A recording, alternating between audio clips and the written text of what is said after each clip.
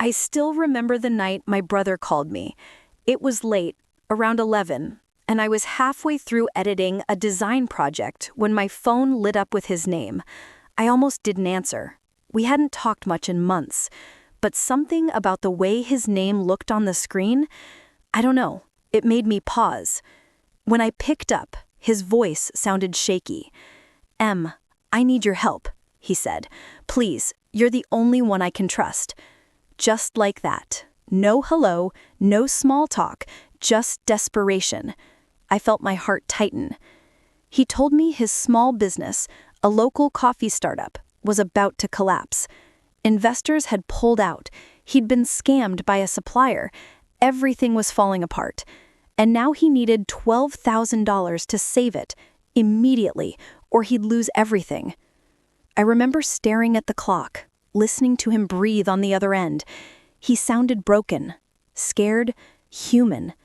And for a second, I forgot every argument, every fight, every time he'd let me down, because he was my brother. 12,000? I whispered. I know it's a lot, he said quickly, but it's not a gift. It's a loan. I'll pay you back in 2 weeks, I swear. I could hear the strain in his voice, the practiced kind, the one that sounds like truth because it's rehearsed to be believable. And, against my better judgment, I said yes. I didn't know then that that one word, yes, would cost me more than just $12,000. It would cost me my peace, my trust, and a piece of my heart I'd never get back. Because when family lies to you, it doesn't just break your wallet. It breaks something deeper. The next morning, I woke up early, earlier than usual, and made coffee I didn't really drink. I kept staring at my phone, scrolling through our messages from last night. He had sent me the account number, the business name, even a scanned invoice from a supplier. Everything looked legitimate. Too legitimate, maybe. I should have known something was off. But when you love someone, you stop looking for signs. You start building excuses instead. I transferred the money just before noon, $12,000, my savings for grad school. Gone with one click. My hands trembled as I hit send. It wasn't just the money. It was the faith attached to it. It was me saying, I still believe in you. When I texted him a screenshot of the transfer, his reply came instantly. "You're a lifesaver, Em. You won't regret this, I promise." There was a heart emoji at the end. He never used emojis. For some reason, that tiny red heart felt wrong. Forced. Days passed, then a week. I didn't hear from him again.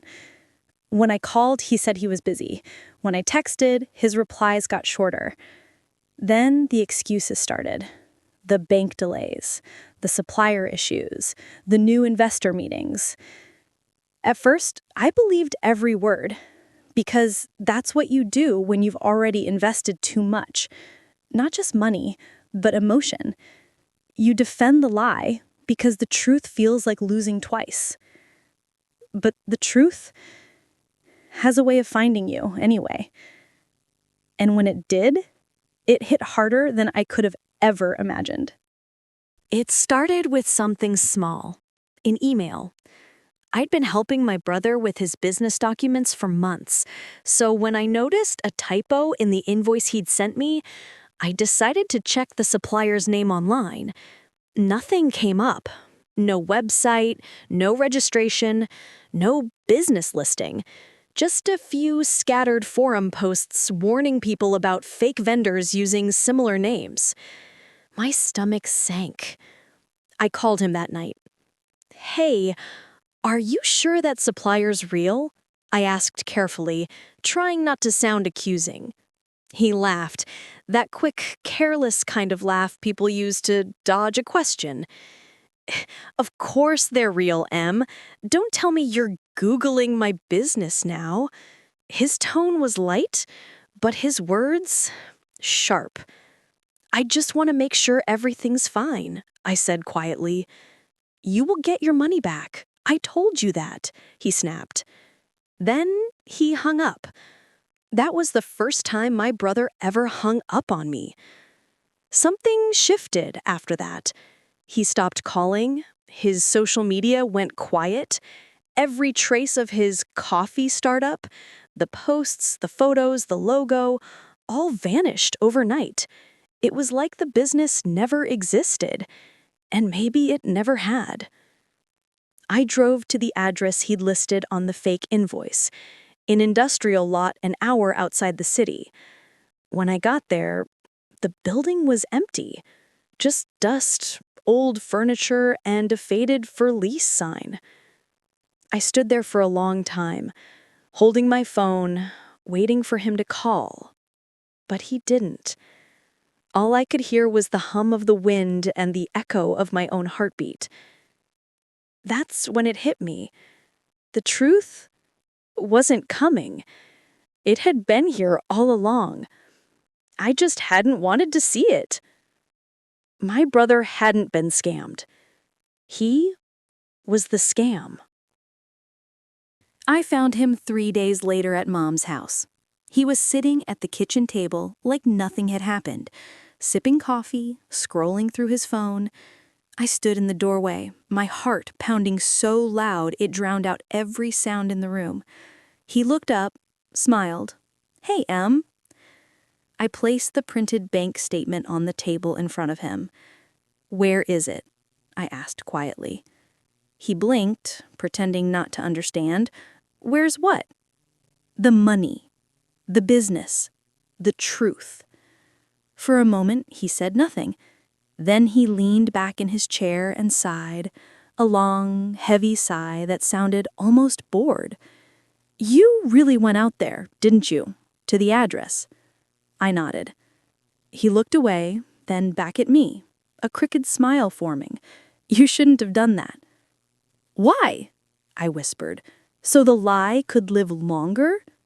He laughed, soft, almost pitying. "It wasn't a lie, Em. It was survival." Those words hit me harder than any shout ever could. He said it like he believed it, like scamming his own sister was something noble, necessary. "You had options," I said, my voice trembling. "You could have asked for help, told me the truth." He shrugged. "You would have said no. You didn't give me a chance. Because I knew what you'd choose, and I needed the money more than your permission." I felt the air leave my body. Every memory of childhood, every time I defended him, trusted him, twisted into something bitter. "You looked me in the eyes and lied." He didn't deny it. He just said, "You'll get it back. Someday." I turned toward the door, my voice barely a whisper. "I don't want it back." He frowned. "Then what do you want?" "My brother. But I think I already lost him." And when I walked out of that house, I left more than the $12,000 behind. I left the version of him I used to believe in. It's been 8 months since that day. 8 months since I walked out of my mother's kitchen with a broken heart and a bank account that still stings when I look at it. People say time heals everything, but I think time just teaches you how to live with the scar. My brother never apologized. He moved to another city, started a new job, and once in a while he sends messages like nothing ever happened. "Hope you're doing okay," he'll write. I used to stare at those words, trying to find guilt between the letters. Now, I don't bother looking anymore. I stopped asking why he did it, because the answer won't make the loss smaller or the lie easier. Some people hurt you because they can, and some because they don't know how to do better. Either way, the damage feels the same. There was a time I blamed myself for trusting, for believing, for loving too much. But now I see it differently. Kindness isn't a weakness. Trust isn't stupidity. They're reflections of your heart, and I refuse to let someone else's lie turn mine cold. Last week, I finally re-enrolled in grad school. The savings are smaller now, but my sense of self is bigger. I still flinch when I see certain numbers in my bank app, but I remind myself I can rebuild money. Trust takes longer, but it's possible too. Sometimes at night, I think about him. Not the liar, but the boy who used to build pillow forts with me and sneak cookies when mom wasn't looking. I miss that version of him, but I know he's gone. And maybe someday he'll find his way back to himself. Until then, I forgive him. Not because he deserves it, but because I deserve peace. And peace is something no one can scam out of you, ever again. This is Emma Hale, and this is the story of how I lost $12,000 and found myself instead.